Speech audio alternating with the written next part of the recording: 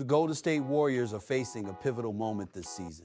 After a strong start, the team has stumbled, enduring a 5-game losing streak, including a narrow 119,115 loss to the Denver Nuggets.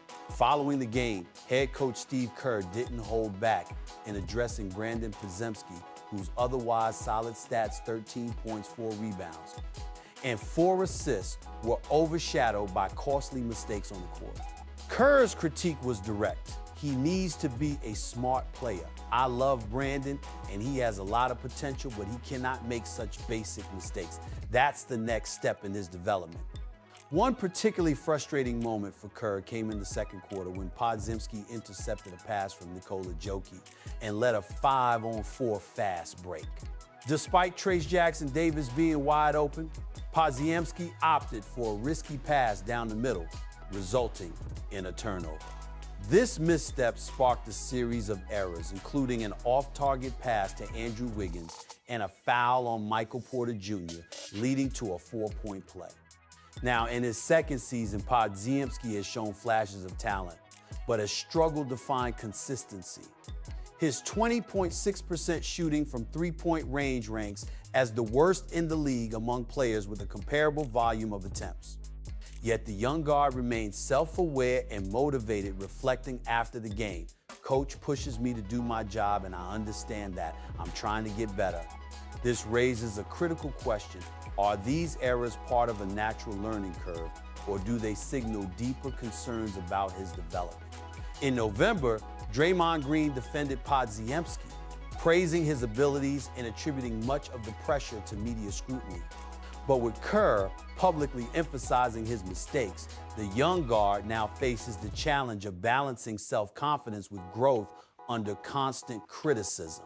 As the Warriors aim to regain their footing, the performance of young players like Podziemski will be crucial. But is the team leaning too heavily on him without giving him the time to develop properly? Or should the Warriors consider alternative rotation options to ease the pressure on the young guard? Meanwhile, bigger decisions loom with trade rumors intensifying. Reports suggest the Warriors may be considering moves involving Jonathan Kuminga, Moses Moody, Anthony Melton, and Gary Payton II. Together, their contracts amount to around $11 million, giving the team valuable assets to reshape the roster. Jonathan Kuminga, once seen as one of the team's brightest prospects, has been the subject of league-wide interest.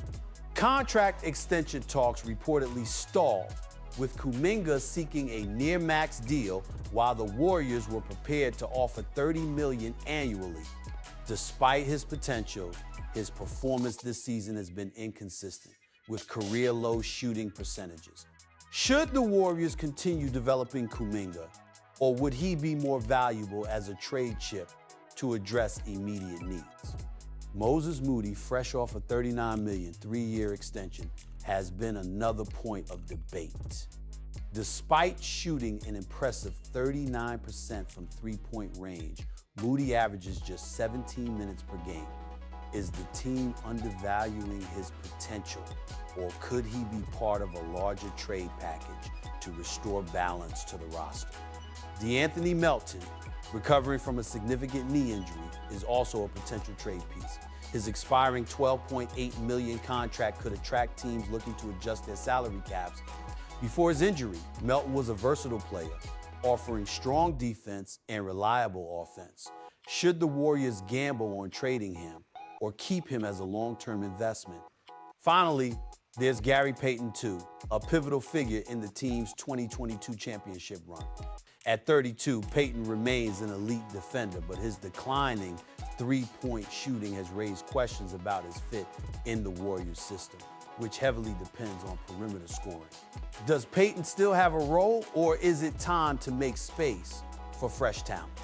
With the February 6th trade deadline fast approaching, the Warriors are at a crossroads. Should they stick with their young core, hoping for internal development, or shake things up with a roster overhaul? A departure of at least 2 players seems likely, but will these moves be enough to turn the season around? Warriors fans, we want to hear from you.